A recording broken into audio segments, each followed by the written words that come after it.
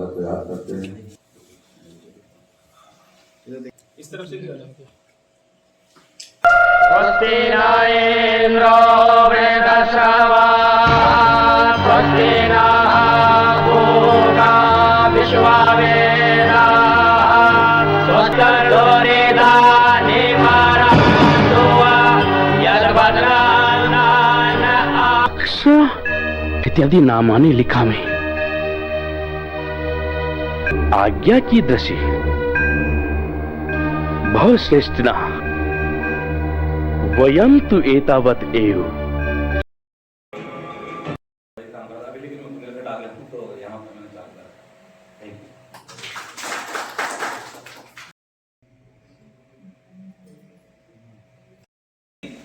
तो वहाँ पे कुछ लोग थे वहाँ पे ऐसे ही मतलब कूड़ा वगैरह साफ कर रहे थे और खा रहे थे वहाँ से कचरा वगैरह।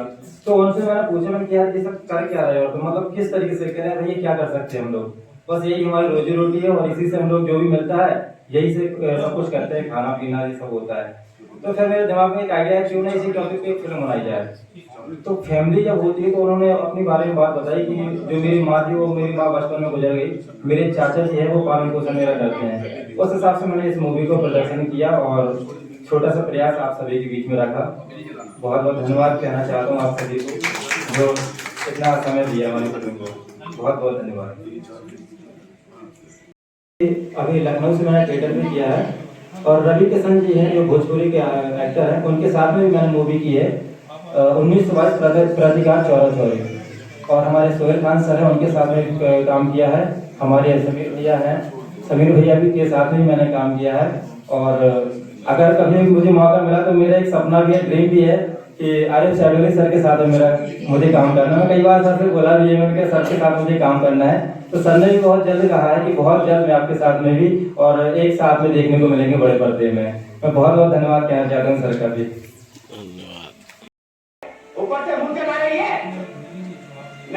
जैसा कि मैंने बताया बहुत ही वरिष्ठ हमारे रंगकर्मी हमारे साथी आरिफ शैडोली जी यहाँ पर बैठे हुए हैं।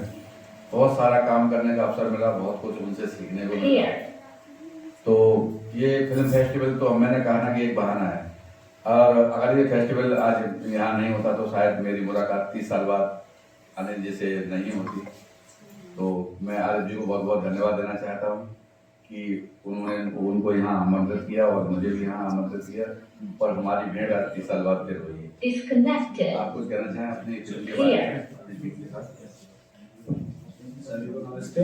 सबसे पहले मैं बुंदेलखंड फिल्म फेस्टिवल को बहुत बहुत धन्यवाद देना चाहूँगा। उन्होंने हमको यहाँ आने का मौका दिया, हमारी फिल्म को प्रेजेंट करने का मौका दिया, और सभी लोगों का बहुत बहुत धन्यवाद। आप लोग अपने कीमती समय निकाल के यहाँ पे आए हमारी फिल्म को देखा। तो हमारी फिल्म बेसिकली और घरेलू हिंसा को लेकर थी कि आप लोगों ने देखो हर घर में हिंसा होती है, लेकिन अपन देखते नहीं कि बच्चों को ऊपर किस उस हिंसा को किस असर पड़ता है। तो इसको लेकर हमने उस फिल्म को बनाया था। आप सभी को बहुत बहुत धन्यवाद। आप लोगों को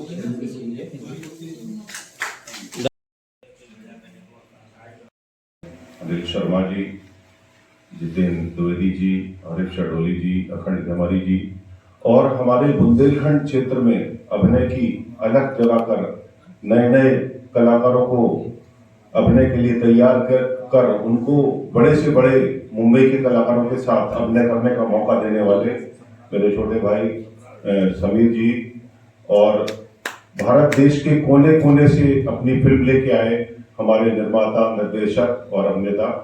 मैं बुंदेलखंड की इस पावन नगरी रानी लक्ष्मीबाई की गौरवशाली नगरी झांसी में आप सभी का हार्दिक स्वागत करता हूं, अभिनंदन करता हूं।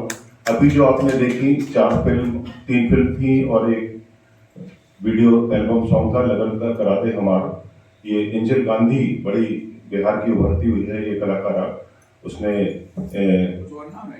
गाया है, एंजल नाम है। और इसके साथ ही एक मुखौटा फिल्म देखी जिसमें संदेश देने का प्रयास किया गया, जो आजकल का बड़ा बर्निंग इशू है कि हम लोग मानसिकता जब अपने पर आती है तो बदल देते हैं।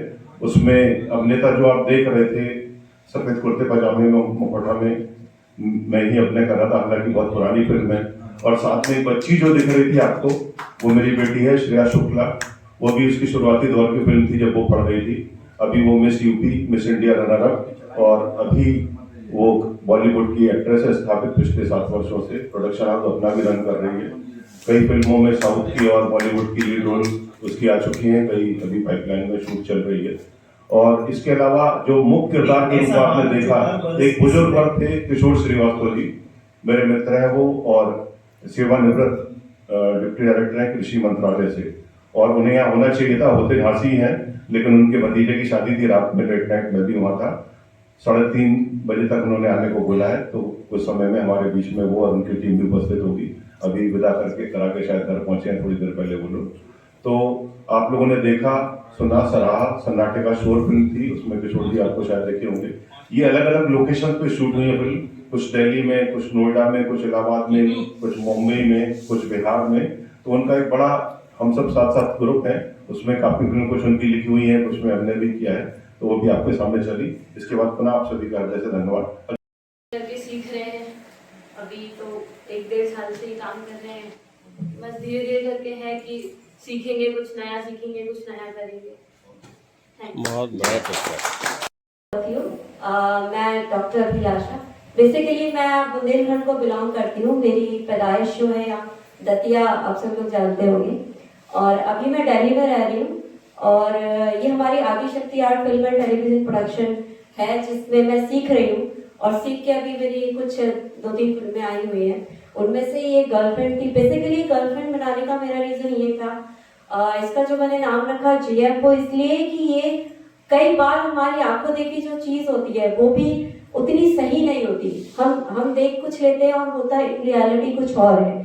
तो उसी को दिखाने के लिए एक छोटा सा मैसेज मैंने बनाया था, गर्लफ्रेंड। तो वो आशा करती हूँ आप सभी को बहुत पसंद आई होगी। Thank you so much. Thank you so much Bundelkhand film festival to provide us, जो इतना अच्छा प्लेटफॉर्म हमें दिया हमारी क्रिएटिविटी को यहाँ पर शोकेस करने के लिए। Thank you so much. Thank you everybody. जो जाहिर से मायनों में जो काफ़ी टैलेंटेड हैं, बट किसी ना किसी मायने में प्रॉब्लम्स फेस कर रहे हैं, तो मैं उनका पिलर ऑफ सपोर्ट बनना चाहूँगी, ताकि हम हमारे बुंदेलखंड के रीजन, जैसे कि अभी बात हो रही थी हमारे बुंदेलखंड रीजन की फिल्म इंडस्ट्री को गैदर टुगेदर विद करने का और उसे बिल्डअप करने का, तो मैं चाहती हूँ हम इंडियन लेवल पे, नेशनल लेवल पे हम जो एक्टिंग भी कर रहे हैं हमारे अभी, जैसे कि मूवीज आ रही हैं, सारा कुछ, तो हम सब इकट्ठा होके एक दूसरे का सपोर्ट करके लाइक एक अच्छी पहचान बना पाए बुंदेलखंड रीजन का।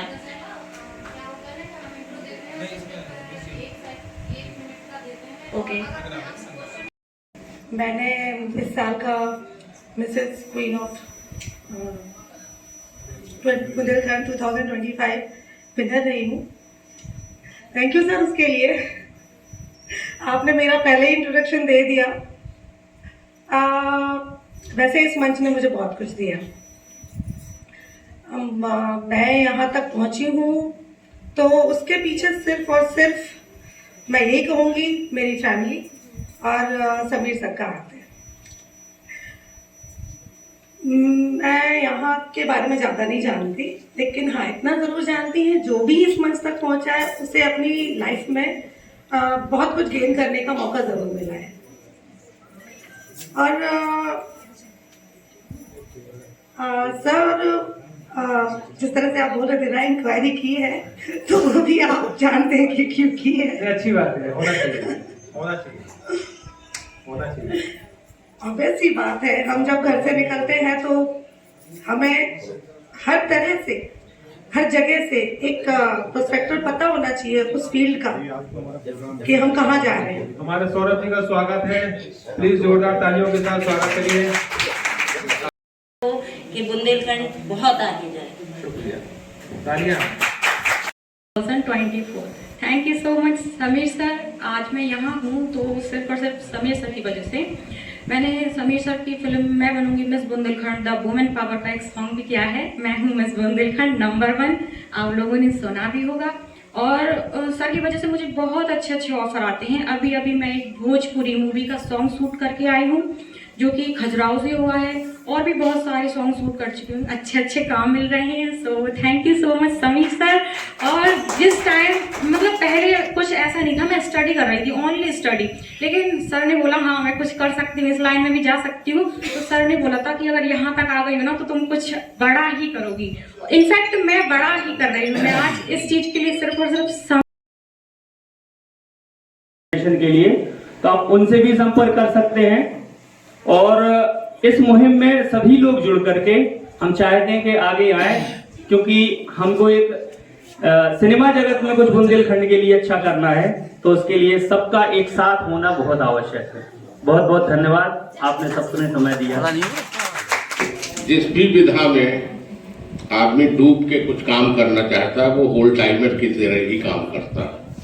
मैं 50 साल से पत्रकारिता में हूँ और मैं जानता हूँ कि बिना उसमें डूबे कुछ हासिल नहीं होता। दूसरी बात, मैं बम्बई में 10 साल तक जनसत्ता में था, 82 से 92 तक। तो वहाँ क्या होता था, पैसे इतने होते नहीं थे और शौक बहुत था नाटकों के बारे में लिखने का जनसत्ता में। तो वहाँ पे पृथ्वी थिएटर में मंगलवार के दिन 10 रुपए का कंसेशन में टिकट मिलता था। तो हम लोग भागते हुए, हम लोग क्या मतलब मैं और मेरे एक साथी वहाँ जाते थे और हमने चाहे पत्रकारिता का हो चाहे कलाकारों का गहराई से संघर्ष देखा है बम्बई में। और इसलिए मैं कहता हूँ कि आप सफलता भाग्य के हाथ में है, लेकिन जो भी आदमी ईमानदारी से अपना काम कर रहा है, डूब के कर रहा है, उसके प्रति समाज के लोगों का नजरिया बहुत ही सकारात्मक होना चाहिए। ये एक चीज। दूसरी चीज ये है, हमारे समाज की बहुत बड़ी विडंबना है। वो एक अच्छा कलाकार चाहता है, अच्छा संगीतकार चाहता है, अच्छा पत्रकार चाहता है, अच्छा अधिकारी कर्मचारी, अच्छा नेता चाहता है। समाज के अच्छा बांसुरी वादक हो, अच्छा सितार वादक हो। लेकिन जो लोग संघर्ष कर रहे हैं, ईमानदारी से जी रहे हैं, उनके घर में चूल्हा कैसे जल रहा है ये समाज देखने की जरूरत नहीं समझता। जब तक अच्छा समाज आप बनाना चाहते हो तो जो लोग अच्छाई के लिए संघर्ष कर रहे हैं उनकी आप ये नहीं देखोगे कि वो जिंदा कैसे हैं, तब तक अच्छा समाज नहीं बन पाएगा। ये मेरा मानना है। और जो दूसरी बात ये कहनी है कि भाई आज एक और खराबी हो गई है। जैसे किसी के बारे में प्रचारित हो गया कि वो बहुत ईमानदारी से काम कर रहा है, अच्छा बात कर रहा है, तो जो खराब काम कर रहे हैं उनके बारे में कोई एनालिसिस नहीं करता, लेकिन अच्छे आदमी की तुरंत माइक्रो एनालिसिस शुरू हो जाए। अच्छा, बड़ा ईमानदारी से काम कर रहा है, बहुत अच्छे काम कर रहा है, तो अच्छा ये बताओ उसके मुंह है कि नहीं है। बोले मुंह तो है तो कुछ तो खाता होगा। हम कुतर्क की इस श्रेणी में चले जाते हैं। तो हमारा ये मानना है कि जो सकारात्मकता है समाज में, उसको अगर हम नहीं बढ़ाते हैं तो अच्छे समाज की कल्पना करने को भूल जाए हम कम से कम। तीसरी चीज ये है कि एक जो बहुत बड़ा संकट पैदा हुआ है हमारे, केवल मैं 73 साल का हूं और 50 साल से पत्रकारिता कर रहा हूं। आपको जान के अच्छा लगेगा और मेरी बात में वजन भी आ जाएगा जब आप ये जानोगे। मैंने 50 साल की अपनी पत्रकारिता में कोई मकान नहीं बनाया, एक साइकिल भी नहीं खरीदी। कोई भी नेता हो, कोई अधिकारी हो बुंदेलखंड का, और किसी की ये हैसियत नहीं है कह दे कि मैंने 2 रुपए अनिल शर्मा को दिए। जनसत्ता में रहा 10 साल और 23 साल अमर उजाला का इंचार्ज रहा। ये नहीं था कि कमा नहीं सकता था। लोग कहते हैं ईमानदार इसलिए है कि कुछ कर ही नहीं सकते। तो ये धारणाएं बदलने के लिए जो लोग जहां अच्छे हैं उनको करना। तीसरी बहुत बड़ा संकट ये हो गया है कि केवल मैं 73 साल का हूं, 65 साल की बात बता रहा हूं। 65 साल पहले हर गांव में, उससे भी पहले, एक नीम का पेड़ होता था। एक बुजुर्ग आदमी खरेरी खाट में बैठा रहता था, तो वो बैठा रहता था। उसके सामने ये हिम्मत होती नहीं थी उस क्षेत्र के बड़े से बड़े माफिया की कि वो उनके सामने से निकल जाए और अगर निकला भी तो उस बुजुर्ग की रीढ़ इतनी मजबूत होती थी कि जैसे वो निकला और कहा दादा प्रणाम, तो वो क्या कहता था? बदमाश नहीं कहता था, माफिया नहीं कहता, कहे तुमने अब तक अपनी चिरकुटाएं नहीं छोड़ी, छोटा बदमाशी से भी छोटा नाम लेता। ये था पहले बुजुर्ग लोगों को, सामने खराब को खराब। आज 65 साल बाद क्या हो गया? आज फिर नीम का पेड़ है, एक बुजुर्ग बैठा है चारपाई, वो देखता है एक माफिया आ रहा है, 4 असलहे वाले उसके साथ चले आ रहे हैं, वो खटिया से उठ जाता है, चिल्लाता है, अरे मुन्ना, अरे भैया जल्दी से ठंडा लाओ, मिठाई लाओ। भैया आए, भैया ने 5 मर्डर किए हैं। हमारी ये रीढ़ जो परिवर्तित हुई है 65 साल में, हमने गलत को गलत कहना। एक ने बहुत अच्छा कहा कि खराब आदमी को अगर हम प्रणाम नहीं करते, यही हमारा प्रोटेस्ट बहुत, हम नहीं लड़ सकते उससे, तो हम उसको नमस्ते ना करें, उसको महिमा मंडित ना करें, कम से कम इतना तो कर सकते हैं। तो यहाँ जितने भी क्षेत्र के हैं, डायरेक्टर हैं, अभिनेता हैं, सिनेमेट फोटोग्राफर हैं, जो भी क्षेत्र के अलग अलग क्षेत्र के हैं और बड़ी ईमानदारी से और डूब के काम कर रहे हैं, उन सबके चरणों में मैं शीश झुका के प्रणाम करता हूँ। हम सब की तरफ से ढेरों सारी शुभकामनाएं और बहुत बहुत बधाई, इस विश्वास के साथ कि 2026 आने वाला है, वो जितनी भी अभी समस्याएं हमारी बताई गई हैं, जैसे हमारे वरिष्ठ पत्रकार आदरणीय, मैं आपको प्रणाम और नमन करता हूँ, शर्मा जी ने बताया, एक हमारे भाई अभी सौरभ जी बहुत अच्छा बुंदेली, सौरभ जी है ना आपका नाम, बुंदेली में जो बात कर रहे थे, अच्छा गज्जू राय, क्या है यार तुम नाम में भी चीटिंग कर गए। गज्जू राजा जी ने बुंदेलखंडी में बहुत अच्छा बोलो, वहां पर बिल्कुल भी तनक भी वो नहीं करना है, ये हमारा फक्र है, ठीक है। हमारे लिए बहुत बड़ी सौभाग्य की बात है कि हम वह माटी में जन्मे हैं कि माटी की रानी झांसी है। हिंदुस्तान में अगर सबसे पहले कहीं बिगुल फूका था मेरे भाई, तो इसी माटी में फूका था, वो हमारी रानी झांसी ने। आज के कार्यक्रम में उपस्थित परम आदरणीय मेरे बड़े भाई प्रतीक जनार्दन जी, मेरे बहुत ही डायनेमिक भाई जो हमेशा समाज के लिए समर्पित रहते हैं, सरावगी जी, साथियों, कहने के लिए तो बहुत कुछ है, लेकिन एक बात जरूर मैं आप लोगों से कहना चाहूंगा। अभी जो सौरभ भाई के साथ बैठने का मुझे सौभाग्य प्राप्त हुआ। बहुत अच्छे लेखक भी हैं, राइटर भी हैं, और इन्होंने बताया कि इन्होंने कुछ मूवीज में, इनकी वेब सीरीज भी आने वाली है। तो मैंने इनसे एक सवाल किया था कि वर्तमान में जो OTT वाला प्लेटफॉर्म आ गया है, वर्तमान में जो YouTube, इतनी सारी चीजें आ गई हैं, फिर वो क्या चैलेंजेस हैं जो हमारे इन भाइयों के साथ, इन बहनों के साथ प्रॉब्लम क्रिएट कर रहे हैं कि हम फिर भी उस लेवल पे नहीं जा पा रहे जिस लेवल पे हमें होना चाहिए। क्योंकि हमारे यहाँ टैलेंट तो है भैया, हमें 1% भी कोई गुंजाइश नहीं है। एक चीज जरूर मैं आपसे इस बात पे साझा करना चाहूंगा कि हमारे अंदर वो विश्वास और जज्बा होना चाहिए जो हमारे अंदर खुद के अंदर जरूरी है। मैं उस टाउन से या एक छोटे से कस्बे में मैंने जन्म लिया जिसका नाम बुलबुल सागर है।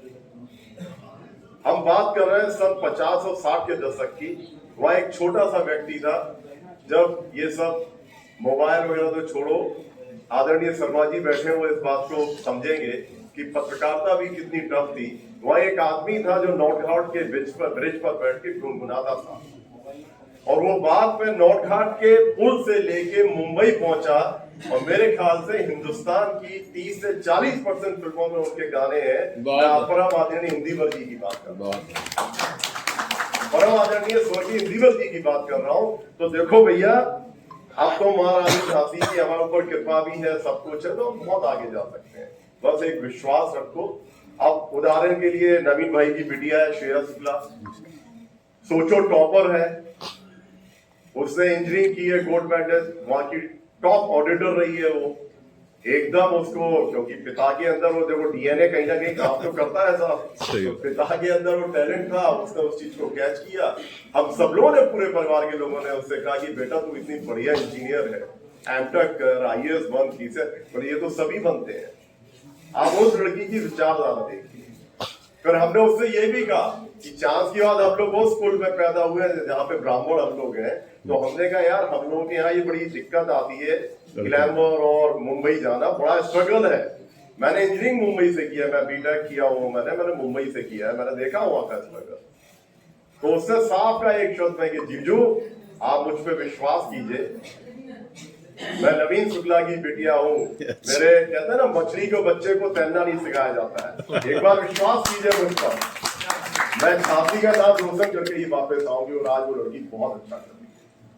तो आप सब अपने ऊपर विश्वास कीजिए, यकीन मानिए कि जिस माटी में आप सबने जन्म लिया है, इस मिट्टी में बहुत दम है भाई। समीर भाई को हम 10 साल पहले चले जाए देखने, क्यों समीर भाई? समीर भाई को मैंने देखा है कि हम लोग इस पे बिल्कुल भी विश्वास नहीं करते थे, कहते थे क्या करने जा रहे हो आप, देखो इसने कितना बड़ा कारनामा तैयार कर दिया।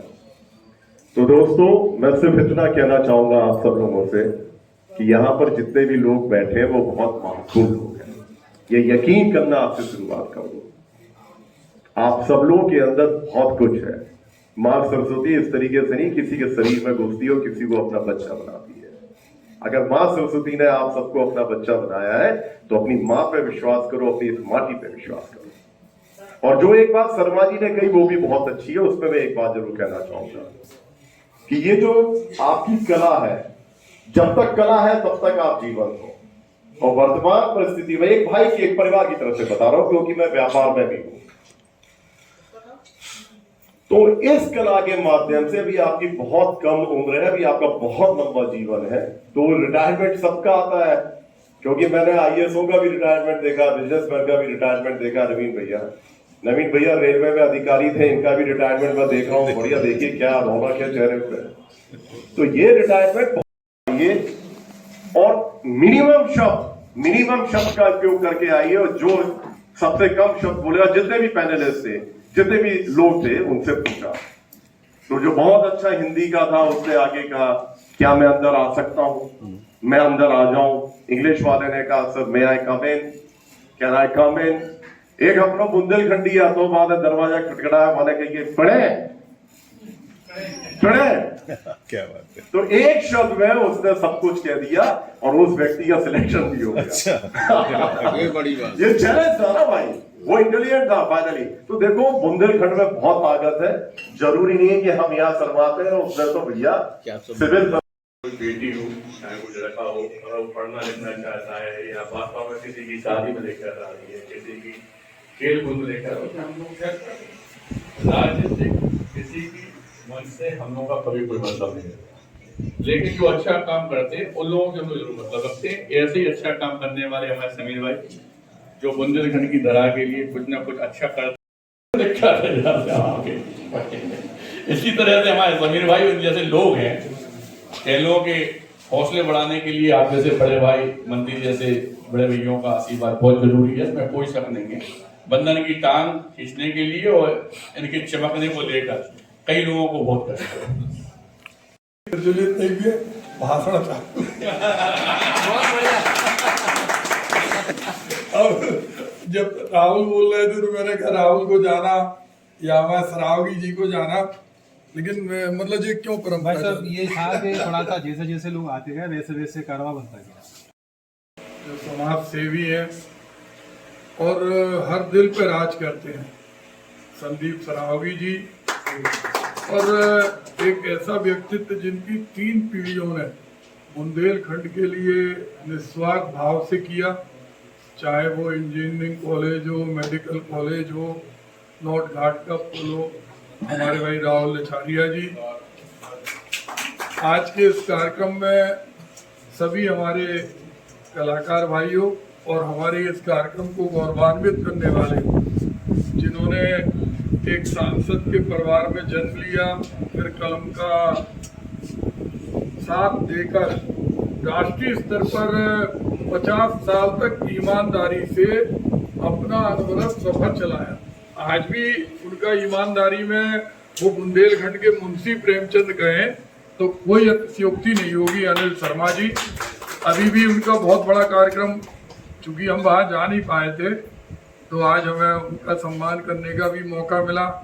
नवीन भाई और सभी हमारी बेटियां जिन्हें पुरस्कृत किया गया, हमारे सबसे पुराने कलाकार और जिनकी फिर बाकी लोग तो बाद में आए, आरिफ भाई बिल्कुल नींव के पत्थर हैं, देवदत्त पुधोलिया और आरिफ शहडोली, पूरे ऐसे कलाकार हैं जिन्होंने बुंदेलखंड के अंदर प्रतिभाओं को पहचानने का काम किया, प्रयास किया, पिक्चरें बनाई, टीवी सीरियल, यूट्यूब, सारी चीजें बनाई। आज जो ये कार्यक्रम है, चूंकि हम देखते हैं कि एक जला हुआ दीप अंधेरे की छाती को चीरकर प्रकाश से अंधकार को मिटाने का काम प्रारंभ कर सकता है। हमारी माटी जो कला का प्रतीक थी, उपन्यास सम्राट हो, गीतकार हो, साहित्य के अंदर जिन्होंने कविताओं के माध्यम से पद्मश्री जिन्होंने प्राप्त किया, दद्दा मैथिली शरणगुप्त, ये सबकी माटी रही। और जॉय मुखर्जी हो, एएन अंसारी रहे हो, आज अगर हम कहें कि आज हमें अपने डीएनए में कला और संस्कृति मिली हुई है। एएन अंसारी जी की कितनी पिक्चरें, चाहे वो टावर हाउस देखें, ब्लैक हाउस, मधुमती, बहुत सैकड़ों पिक्चरें बनाई और उन्होंने भी इस माटी में जन्म लिया। संदीप भाई जहाँ रहते हैं वहाँ वो कला का जो मंदिर, वहाँ पर रंगमंच पे कलाकार आते थे, श्री राम जी, और वो उनके किस्से भी झांसी के लोग जानते हैं। लेकिन इसको पुनर्जीवित करना, और खास तौर से जब मल्टीनेशनल के लोग इस पूरे व्यवसाय में आ गए जहां पर कुछ लोग अपना एकाधिकार कर रहे हैं, ऐसे में बुंदेलखंड को जीवंत करना एक बहुत बड़ी चुनौती है। और उस चुनौती के लिए समीर भाई अपने साथियों के साथ जो प्रयास करते हैं, आरिफ भाइयों, देवदत्त भाइयों और उनकी पूरी टीम, वो वास्तव में बहुत प्रशंसनीय है, सराहनीय है। और मैं परम प्रभु परमात्मा से ये प्रार्थना करता हूँ कि वो अपने संघर्ष में सफल हो और ये प्रतिभाएं ऊपर तक पहुंचे। आज बहुत बड़ी चुनौती है। जब हम सांसद थे राहुल भाई, तो क्या है कि कोई भी भाषा को मान्यता संविधान की 8वीं अनुसूची में मिलने से होती है।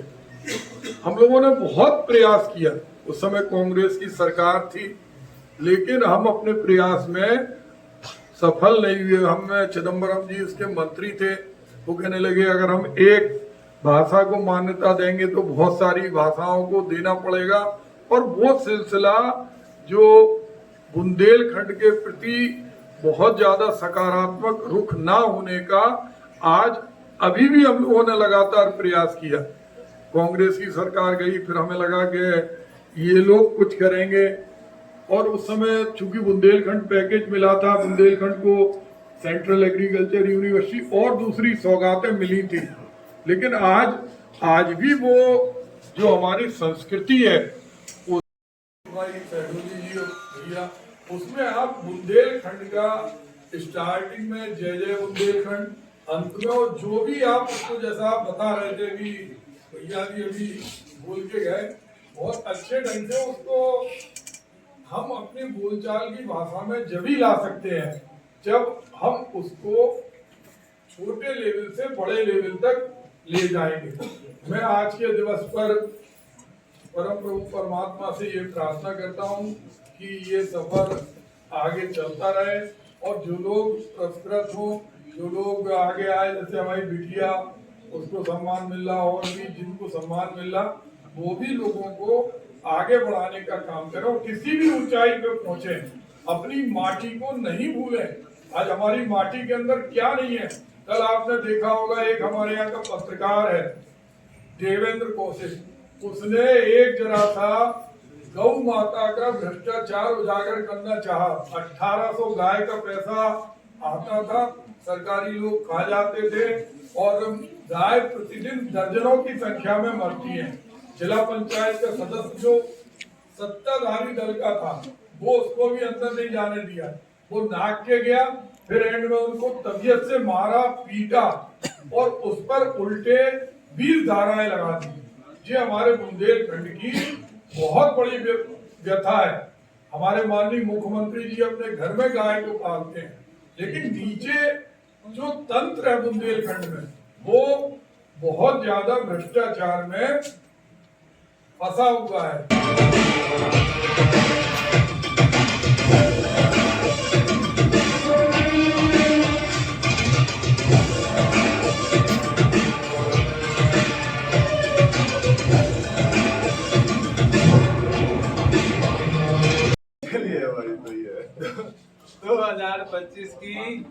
सीनियर मिस इंडिया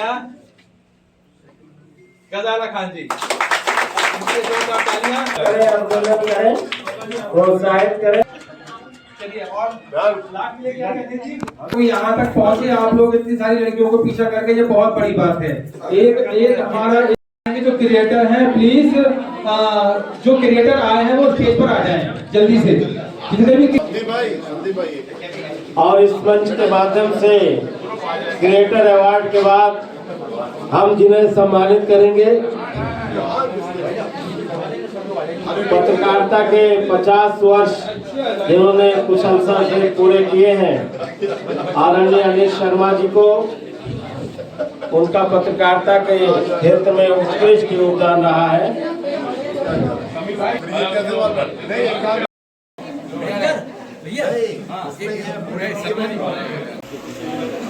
35 सालों से आप मुंबई में हैं। वहाँ पर आपने रामानंद सागर जी के सीरियल रामायण में काम किया।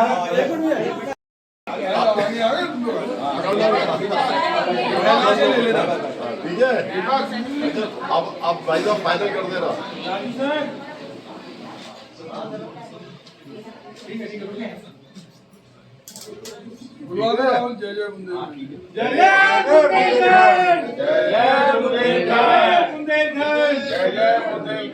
जय जय बुंदेलखंड, जय भारत। हो गया, अब कायदे से ताली बजाओ जो।